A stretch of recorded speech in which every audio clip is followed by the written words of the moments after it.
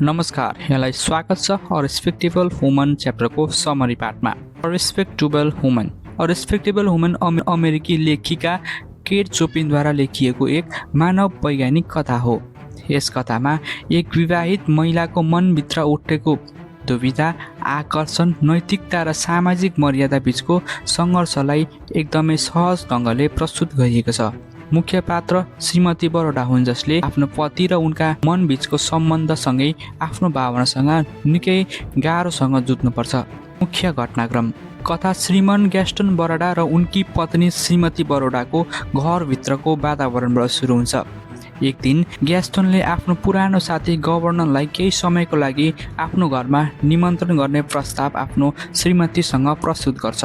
श्रीमती बरोडालाई सुरुमा भने यो कुरा मन पर्दैन, किनकि उनी आफ्नो निजी समय शान्त आरामदायक बनाउन चाहन्छन्। तर पतिको खुसी मध्यनजर गर्दै अन्तिममा उनले सहमति जनाउँछिन्। जब गभर्नर घरमा आउँछन्, श्रीमती बरोडाले उनलाई भेट्छिन्। सुरुमा उनलाई गभर्नर अलि अनौठो र अपेक्षाभन्दा फरक किसिमको व्यक्ति लाग्छ।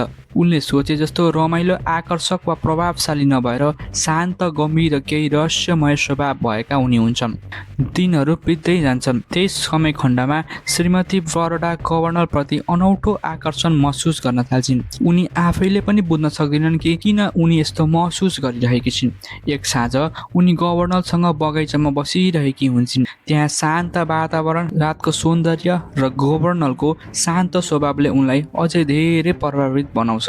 गभर्नरले धेरै कुरा नगरे पनि उनको उपस्थित मात्रले श्रीमती बरोडाको मनमा धेरै गहिरो प्रभाव पार्न थाल्छ।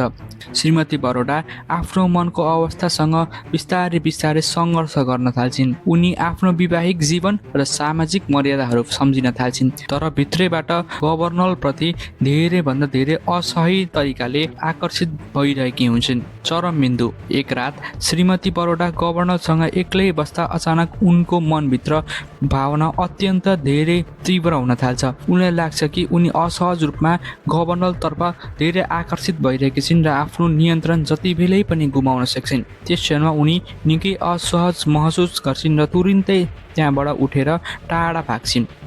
यो क्षणको कथा मुख्य मोड हो। यहाँ उनी आफ्नो भावना र नैतिकता बीच सङ्घर्ष गरिरहेकी हुन्छन्।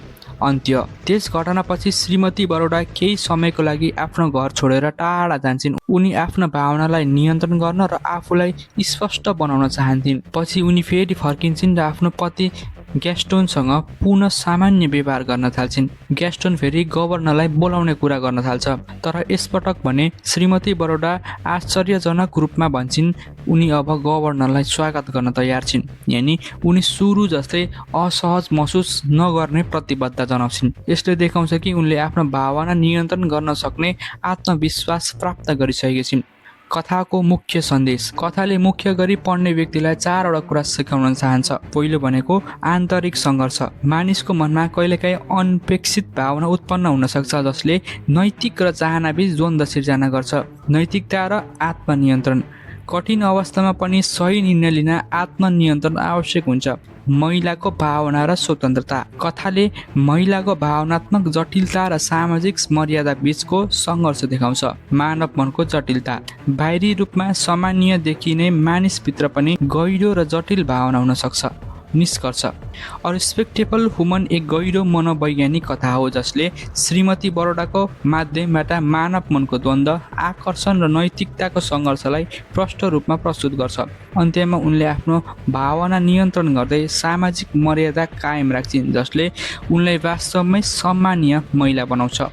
आजको भिडियोमा हामी त्यति नै छलफल गर्नेछौँ र यस भिडियोको सम्पूर्ण नोट्सहरू पनि यसै भिडियोको डिस्क्रिप्सनको माध्यमबाट यहाँ उपलब्ध गराउनेछौँ।